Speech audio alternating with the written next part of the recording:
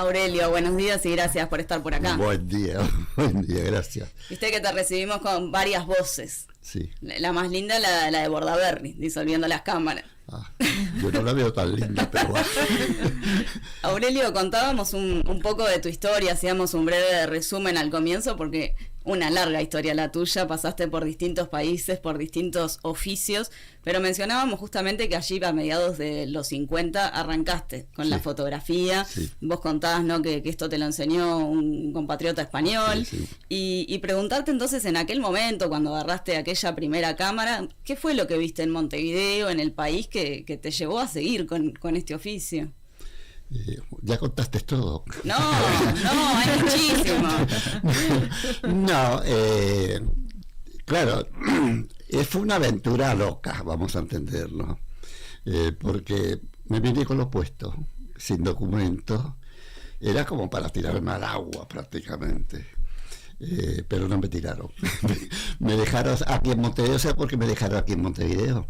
Porque el primer puerto que tocábamos era Río de Janeiro, y en aquel tiempo en Brasil el que estaba de presidente era Getúlio Vargas, en la Argentina Perón, y aquí había un colegiado, y dijeron el Uruguay es el país más, ideal para que te dejemos. Y fíjate qué casualidad, ¿no? Porque yo llegué aquí el 14 de noviembre del 52. Ese día estaba cumpliendo 22 años. O sea, una vez una revista soviética me hizo una nota y puso algo así que me encantó. Es como si hubiese nacido en Uruguay. Me sacó 22 años. Así que, sí. No creo que sea algo como para imitar. A mí no me gustaría que mis hijos hicieran lo mismo que hice yo. Nosotros éramos una familia de 10 hijos. Ninguno hizo lo que yo hice, por suerte. Pero yo siempre fui, no sé si se puede decir inquieto, irresponsable más bien. Y bueno, me tocó pasar la frontera con mi compañero de aventura, Mauricio Zaraga Sonego se llamaba, y pasamos la frontera clandestinamente. Francia estaba empantanada en lo que es la actual Vietnam, en aquel tiempo se llamaba Indochina, y nos quisieron proponer entrar en la Legión extranjera y mandarnos a Indochina. Pero nos doraron la píldora, no te creas, nos dijeron que era la cosa más bonita del mundo. Bueno, la cosa es que no nos convencieron y nos deportaron otra vez para el país de origen después de cumplir los 3 meses de prisión. Y luego, bueno, acá estamos hace ya. Ahora, el 14 de noviembre de este año cumplo 70 años acá. Qué disparate. Aurelio, ¿y ese primer acercamiento a la fotografía? Sí. ¿Cómo fue? Fue una casualidad. Los primeros días, lógicamente, yo tengo que contar un momentito en honor a esos hombres que cuando llegamos aquí a Montevideo, los marineros de la Andrea C hicieron una colecta para mí. Y te estoy hablando del 52. Era un montón de miles de liras. La lira tenía muy... La hicieron ya cuando el barco había llegado. Ya cuando el barco llegó... Y ellos estaban en el puerto. Yo venía, me dijeron que me escondieran para que los pasajeros pensaran que ya había sido entregado el río. Y eso te ayudaron cuando te tuvieron en el barco. Exacto. Cuando llegamos acá... Te daban comida. Sí. O sea, se portaron. Bien. Yo siempre... Hace poco estuvo un señor italiano acá que sacó una nota en una revista italiana, Internacionales se llama, sobre... Sí. Un poco lo que se pasó acá, ¿no? Con las fotos y demás.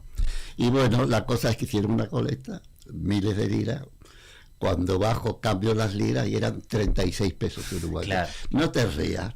Con un peso viajaba 12 veces el ómnibus. Con un solo peso. O sea, 36 pesos era plata. Pero yo estaba indocumentado. Y entonces no cometí el error que cometí allá en Marruecos francés.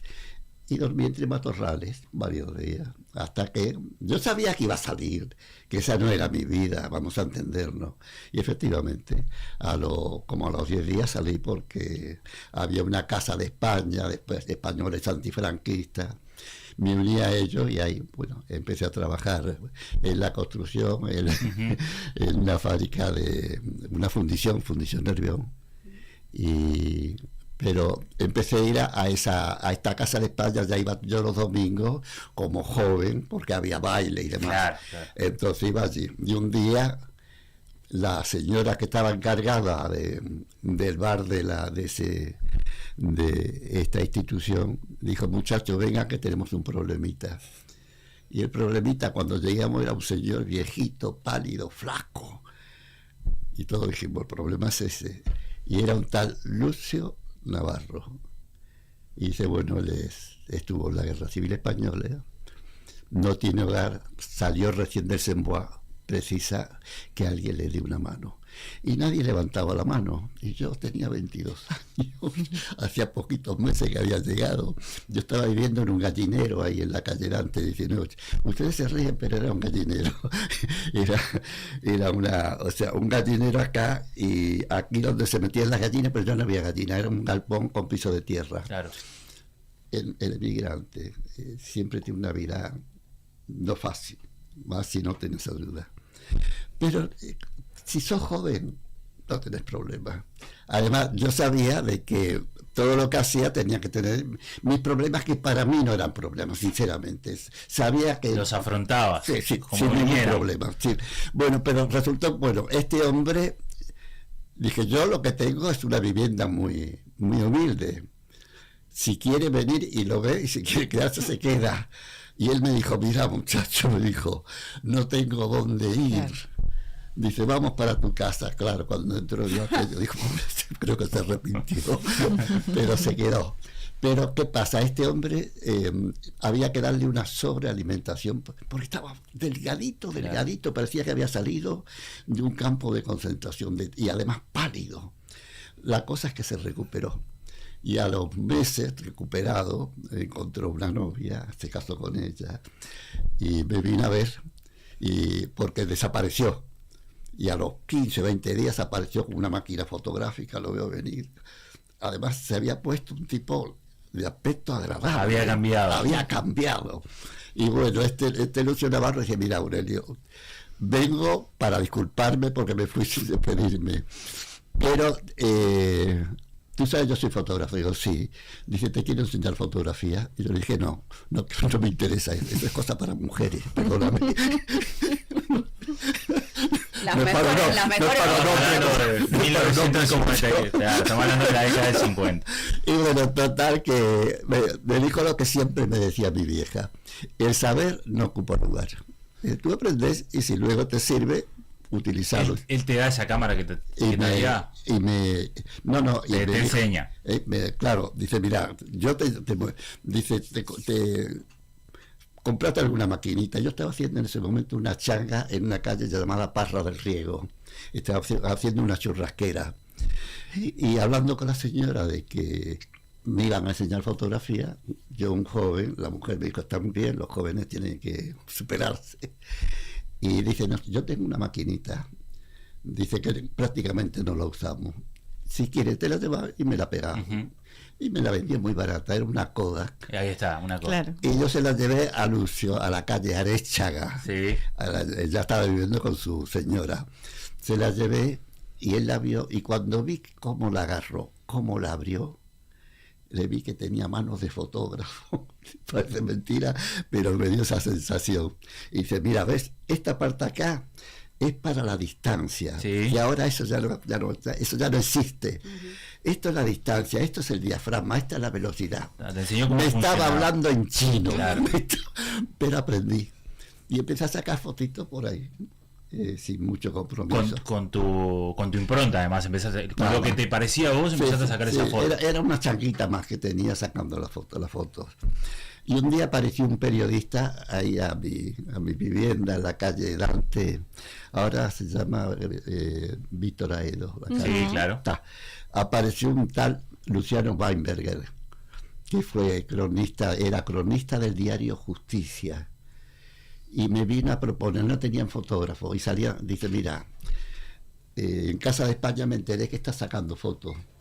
Dice, ¿tú podrías sacar fotos para nuestro dios? Sí, yo saco fotos, pero no soy fotógrafo. Saco 4 fotos. Digo, aclarando de entrada. De fotógrafo nada. Dice, pero no tenemos a nadie. Dice, igual, apretás el botón. Digo, apretás la foto. Pero no sé revelar. Dice, tengo que llevarla a una casa de fotografía para que lo revelara. Dice, nosotros tenemos un amigo que se llama Marquet, francés, que vivía en la calle Gido, que tiene un laboratorio, ese puede hacer las copias. Total, que dije, bueno, la responsabilidad es de ustedes. Claro.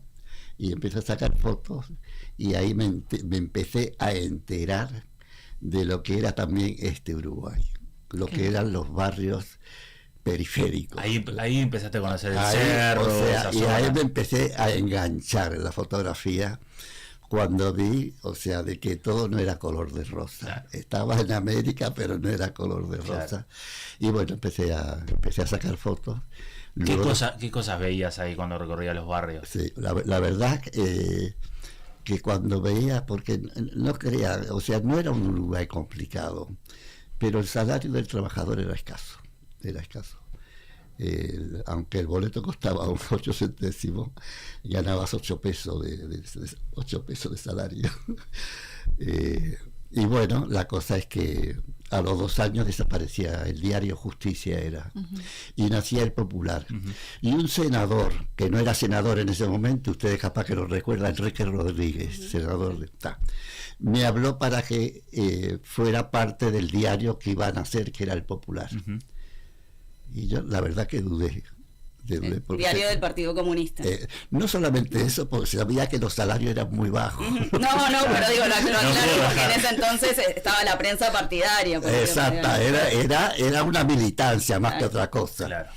Bueno, total que ingresé ahí y estuve como 3 años solo como fotógrafo. Eran 24 horas por día. Pero me empecé a encantar ir a la fábrica y vi esa gente que yo cuando vine a este país la vi tan tranquila. Cuando iba por la Rambla los veía en familia tomando mate. Claro, tu zona era acá al centro. Claro, pero luego me empecé a enterar de la otra vida, vida que existía por miles.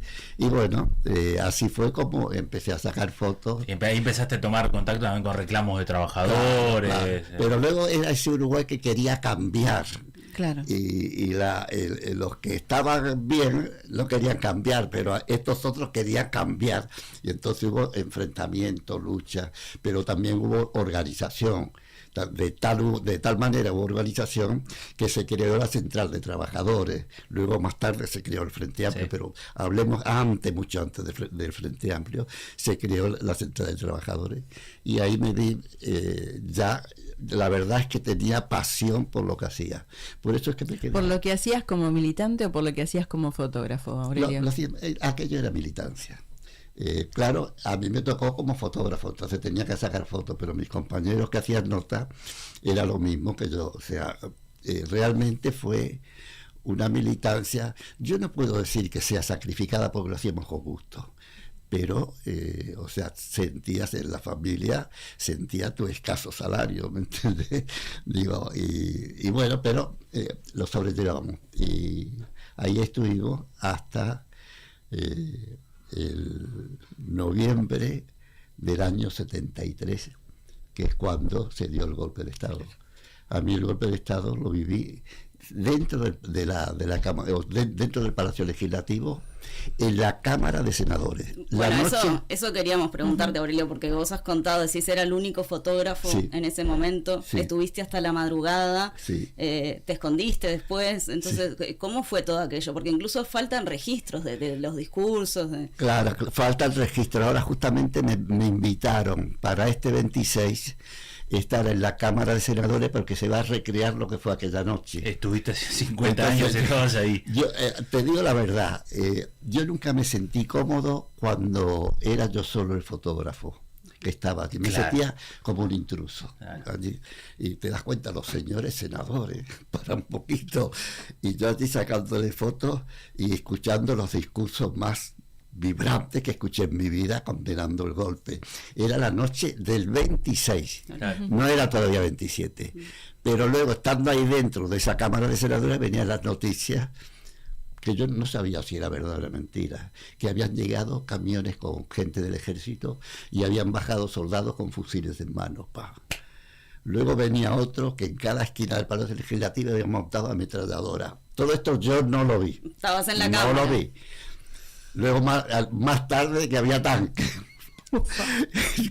¿Cómo hacer? Claro, yo ya tenía mucha práctica. Tenía, ¿cómo te voy a decir? Yo sabía cómo hacer para que ese rollo no fuera, si me detenían, no te lo sacaran, pero me lo sacaran. Entonces, cuando en cierto momento, en aquel tiempo, al Palacio Legislativo iba a parar todo lo que pasaba aquí en Uruguay, desalojo, las marchas del interior por el cierre del ángulo. Sí. O gente, o sea, todo paraba. Entonces yo siempre estaba en el palacio y hasta llegué a tener cierta amistad con algunos funcionarios, claro. más que nada con uno de ellos, porque éramos hinchas de este cuadro, ¿cómo se llama? Wander, este que está en Capurro. Fénix. Fénix, éramos hinchas de Fénix, entonces coincidíamos un cuadro que nadie es hincha, claro. Pero nosotros éramos hinchas de Fénix y hablábamos mucho. Y esa noche del 26, cuando lo veo entrar a la cámara, dije yo, le dije, mira, quiero hablar contigo. Algo debes saber. Quiero hablar contigo, me dijo, ahorita para afuera. Dice, ¿qué pasó? Digo, mira, tengo el rollo y no sé cómo hacer para saber que no me lo saque. Digo, pero si me da un poco de cinta adhesiva, digo, yo lo voy a esconder aquí. Yo me saqué el sobre todo, digo, yo me lo pongo. El rollito era una cosa así, nada más. Entonces me lo puse en este brazo izquierdo, lo enrollé, me puse el sobre todo y seguí allí dentro. Pero al ratito veo que muchos funcionarios salían. Y yo dije, estos se van a ir. Dije yo, estos van a salir. Y salí y veo que estaban poniéndose el sobre todo y la bufanda. Dije, si salen, salgo yo también. Y salí con ellos. Te digo la verdad, me pareció, eso es la verdad, me pareció, había unos camiones que me imagino que eran del ejército y me pareció ver tanques a lo lejos. No iba a ser tan tonto de sacar la foto allí a la 1 o a las 12 de la noche, a las 2 empecé a sacar fotos. Las piernas no me daban para llegar, pero no quería correr, pero al mismo tiempo quería rapidito irme de ese lugar, ¿me entendés? Y llegué a la calle Ocuar y ya me iba para mi casa, ya a esa hora no había transporte, y me iba para mi casa caminando cerca del Mercado Modelo. Pero estando en Justicia y Cuyapirú, pensé en los tanques y digo, esa foto hay que sacarla. Pensé, es historia. Claro, porque es historia. Entonces me quedé ahí, un frío. Tengan en cuenta. Ahí sí hacía frío. Era 27 de julio, un frío impresionante, pero amaneció, como siempre amaneció. Y me fui para el Palacio Legislativo, que yo lo conocía más que mi propia casa.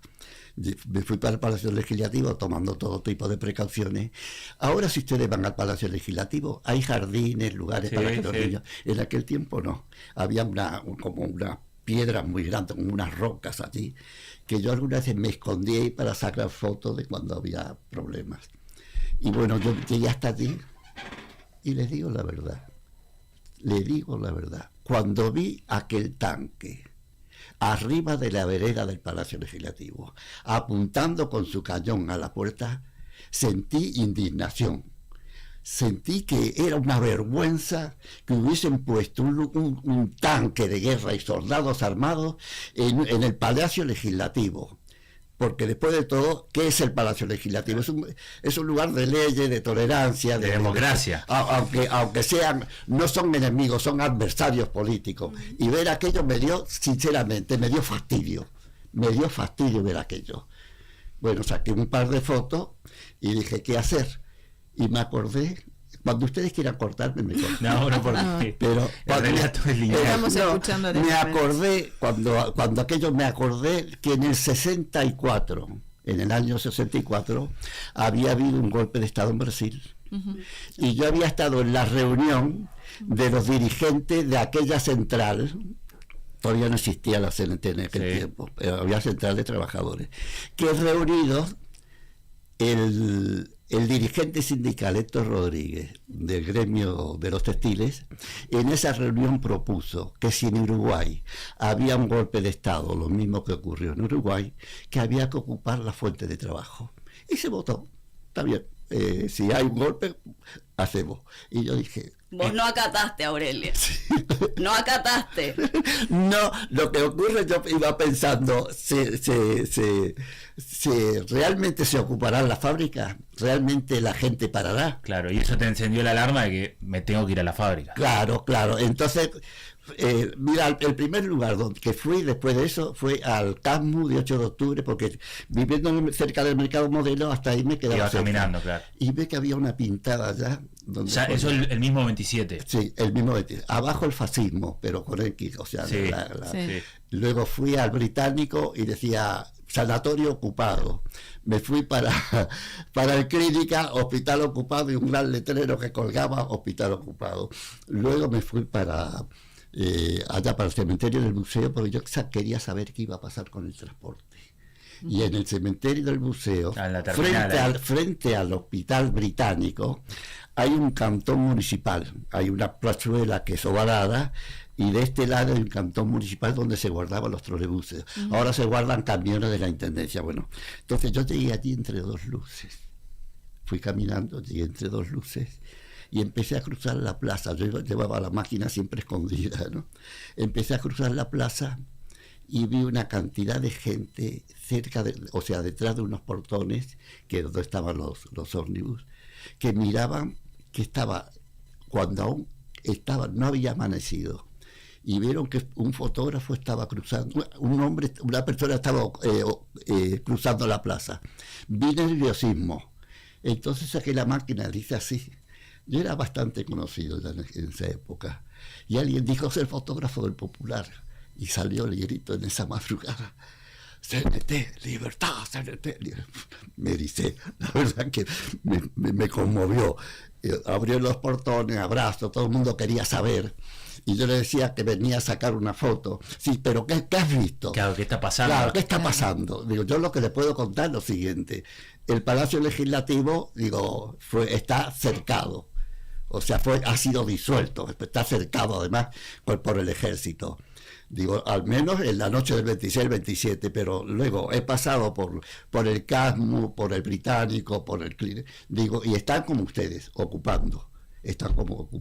Y los que estaban dentro, todos con frazadas, había mucho frío. Claro, porque no había manera de enterarse, ¿no? De lo que no había manera de enterarse No de había, lo que estaba claro, sucediendo. Claro, tú me estás hablando con un teléfono celular a tu lado. Claro. En aquella época no existía, pero no solamente no existía, en la Casa de los Trabajadores no había teléfono. Aurelio, y vos ahí llegaste, cuando decís fui contando de acá para allá, Sí. llegaste a un concepto que era el diario oral. Bueno, te cuento ahora eso, Claro. te cuento ahora lo del diario oral. Que ya habías empezado, ¿no? Porque toda esta Claro. movida era parte de eso. Entonces, ¿qué pasó? Cuando yo fui, luego de sacar las fotos y demás, que cuando yo hablaba a los que estaban allí fuera de los ómnibus, estaban todos abrigados, muertos de frío, alguien dijo, no lo escuchamos, tráiganle una escalera. Yo soy el fotógrafo de las escaleras, como soy bajito, entonces, siempre traté de subir arriba de la escalera. Digo, tráiganle una escalera o pónganlo arriba de la casilla del vigilante. No sé cómo hicieron, pero yo me encontré allí arriba. Y yo siempre iba a los reportajes y lo que hacía era la foto. Claro. Y el cronista, como ustedes hacen, preguntan. Pero nunca había hablado. Y de pronto me encontré allí arriba y con la gente queriendo saber. Claro. Entonces, haciendo de tripas corazón, le hablé. Y cuando terminé de hablar, sentí que la gente aplaudía. Digo, debe ser para otro. para mí. Vos estabas solo transmitiendo lo que viste. Luego está la gente, total, que cuando fui al diario, me encontré la misma ansiedad, la misma inquietud que había dentro de la fábrica donde había estado. Entonces yo llegaba vibrante. Claro. Entonces llegué y lo primero que dije, ¡viva la huelga! Y viva la ocupación. Entonces todos me preguntaron, ¿qué viste?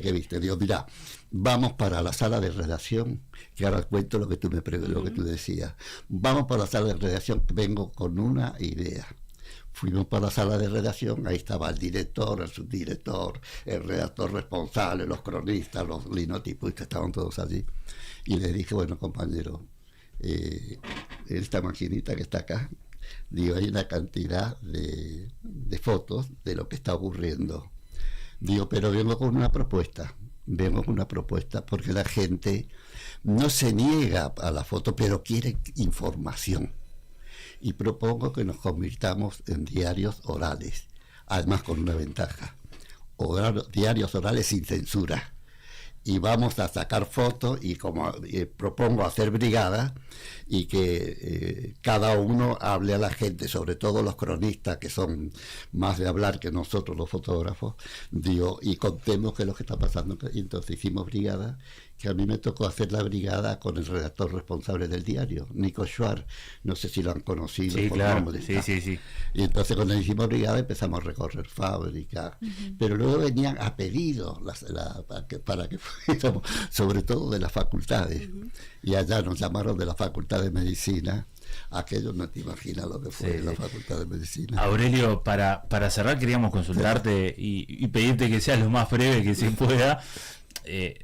La historia de los 75.000 negativos, pero preguntarte no la historia, sino qué sentiste cuando te enteraste que aparecieron y bueno, cómo lo tomaste. Te das cuenta de que para mí ese archivo, cuando tomamos la medida, había que esconderlo. Pero había que esconder todo ese archivo de 17 años. Eran miles de negativos y decenas de miles de imágenes.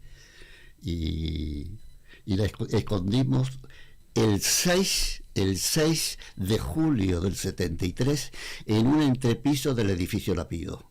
Era muy complicado ir hasta ahí. Yo lo descubrí por esa cosa. Yo siempre tuve una obsesión de que los negativos no se perdieran. Que es como estás registrando algo que queda, no es la palabra, es la imagen. Entonces yo tenía la preocupación siempre de guardar los negativos, y mis compañeros fotógrafos también, o sea, lo guardaban. Pero cuando llegó el golpe dije, esto hay que esconderlo. Y entonces había buscado dónde esconderlo y encontré un lugar inaccesible, que era lo ideal. ¿Sabes? En la planta baja había un ascensor ya que no funcionaba, obsoleto totalmente. Y entré al ascensor, que era muy, muy estrechito, y veo que el techo estaba desencajado, o sea, aquello no funcionaba. Le pedí a un tal Cures, que era un vigilante en el diario, en la planta baja. Digo, Cures, déjame la escalera que quiero ver qué es lo que hay ahí. Terminé de sacar el techo y miro, había como una claridad allí. Y me trepé yo para eso tenía cierta agilidad. Y chiquito también. Me subí y me encuentro arriba de los techos de los comercios del edificio Lapido. Digo, este es el lugar ideal. Además, de esta parte todavía existe en el edificio Lapido. Hay como una pared de vidrio que da a 18 de julio y Ferrer Aldunate, en aquel tiempo Río Branco. Claro. Y entrabas como una claridad, pero al fondo era todo oscuro. Digo, este es el lugar ideal para esconderlo. Entonces le dije a un compañero fotógrafo, Héctor Mesa, dije, mira, ayúdame vamos a esconder los negativos. Y fuimos y escondimos los negativos. Pero ¿qué pasó? Estaban los negativos de la huelga general, que no... Eso era un lugar donde, cuando yo le dije al director del diario de esconderlo, me dijo, mira, me parece brillante, pero no me lo digas ni a mí dónde lo vas a esconder. Y era lógico. Cuanto menos lo supieras, mejor. Claro. Total, pero ir siempre allí, escaleras, subir, y con gente no era lo ideal. Entonces los negativos de la huelga, yo era el responsable de fotografía, no me gusta decir era el jefe, me queda grande, la verdad, pero era el responsable no por bueno, sino porque era el que había entrado primero al diario, y me tenían de jefecito, pero el caso es que yo tenía los negativos que estábamos sacando de la huelga, las ocupaciones, la gran manifestación del 9 de julio. Ustedes no se imaginan. Qué lástima que me olvidé traer el libro que saqué hace poquito. De todas maneras estamos mirando imágenes a través de YouTube. Entonces, cuando ese 9 de julio, aquella represión terrible donde bombardearon prácticamente con gases, no solamente la gente, sino nosotros, rompían los vidrios del ventanal del diario y caían las bombas.